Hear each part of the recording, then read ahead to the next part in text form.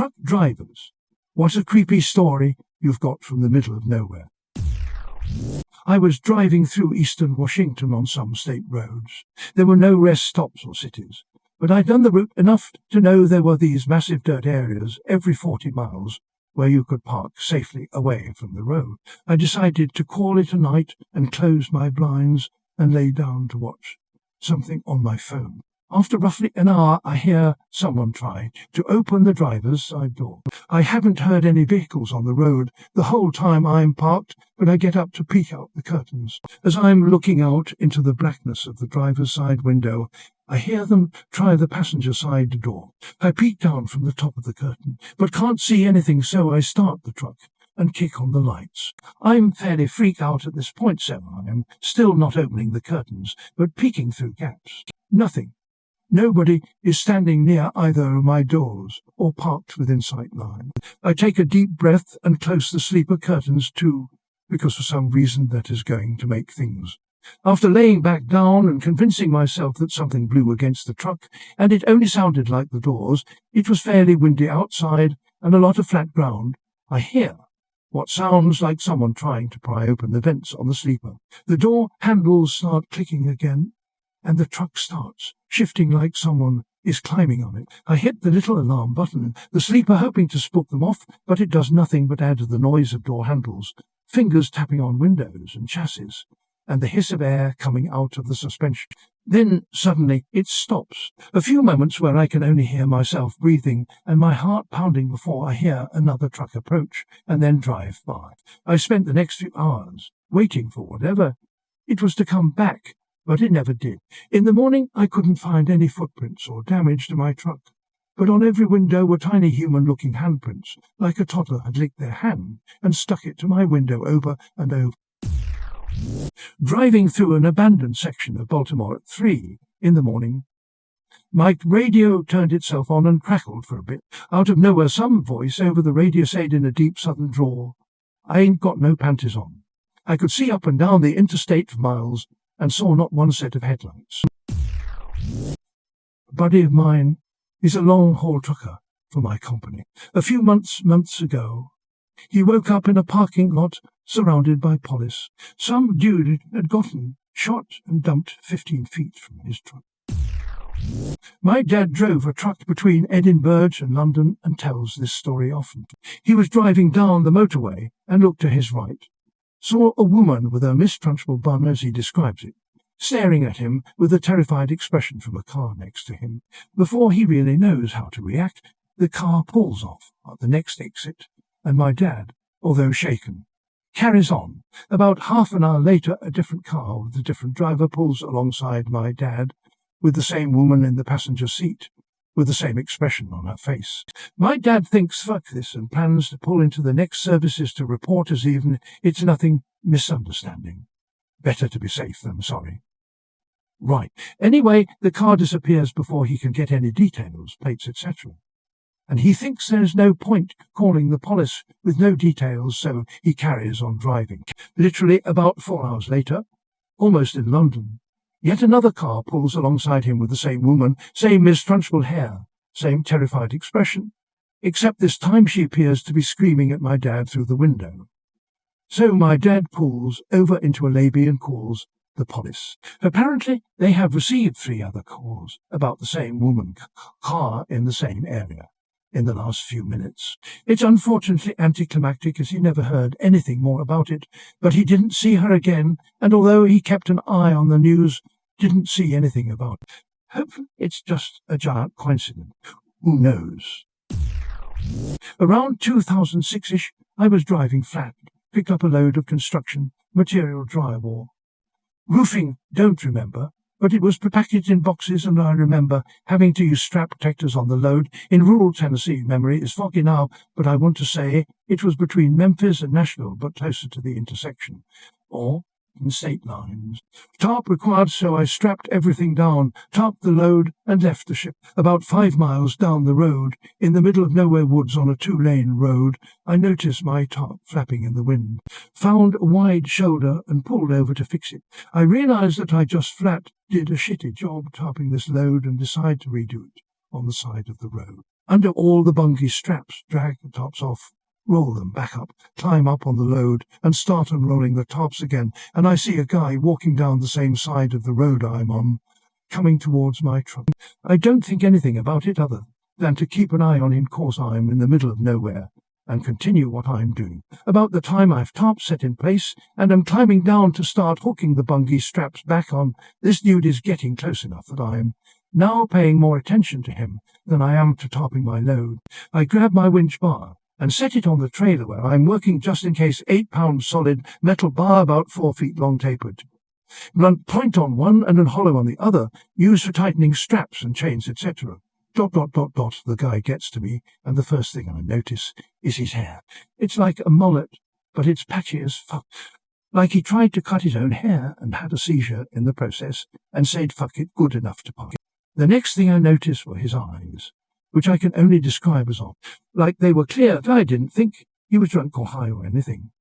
But it also gave me the distinct impression that the elevator didn't get all the way up. Clothes were dirty and not well maintained, with dirty white tennis shoes. Of course, I remember he didn't have laces on one shoe, and the tongue was noticeably out of place. He stops by me, waits until I acknowledge him, and just says, "I've got a long walk." I'm like, "Yeah, man, you do." We're in the middle of nowhere, making it clear there's no ride to be had here. He nods, starts walking by me, continue on his way, stops at about the driver door and my truck and turns around, comes back to me and repeats himself. "I've got a long walk." At this point I explain that I can't give him a ride, insurance and all that.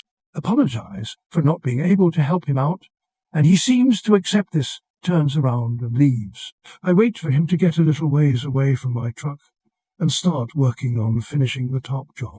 I still keep an eye on him, and he's moving away from me. As I'm putting on the last of the bungee straps, I look over to check where he's at, and he's turned around heading back towards me, now about 100 yards in front of my truck, and coming back my way. It looks like he's talking on a cell phone, has his hand up to his face, and I can barely make out his mouth moving, his other hand waving like he is having a conversation with someone. I finish with the straps, grab my winch bar, and am climbing into my truck as he's about 10 yards away now. As soon as I'm in the cab, I lock the doors and set the winch bar on the passenger seat just in case. I look at the guy and realize he's not talking on a phone. He's talking to his fucking hand, and now I'm nervous, cause he doesn't look like he's having a nice, pleasant chat. It looks more like an angry conversation. Crank the truck up, put it in gear, and just pull out. Didn't look for traffic or anything. As I pass him, he's just looking at me, still holding his hand to his face, with this dead-ass look on his face, just staring at me. Gave me the creeps. About the time I hit 5th or 6th gear, I look in the mirror and there's no one there.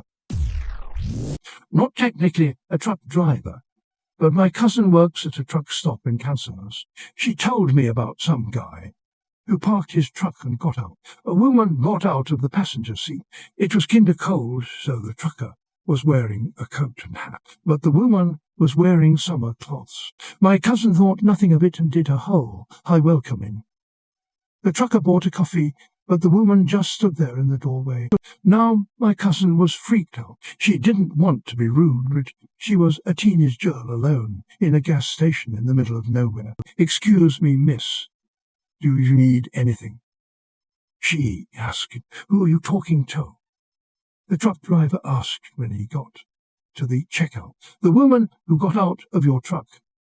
My cousin pointed that the woman had disappeared. She told me she'd never seen a look of pure terror on a man's face. He just whispered a quiet, "Oh no." Got his coffee and left. The woman didn't get back into his truck, and my cousin couldn't find her in the store. She says it was one of the most terrifying experiences she'd ever had while on that job.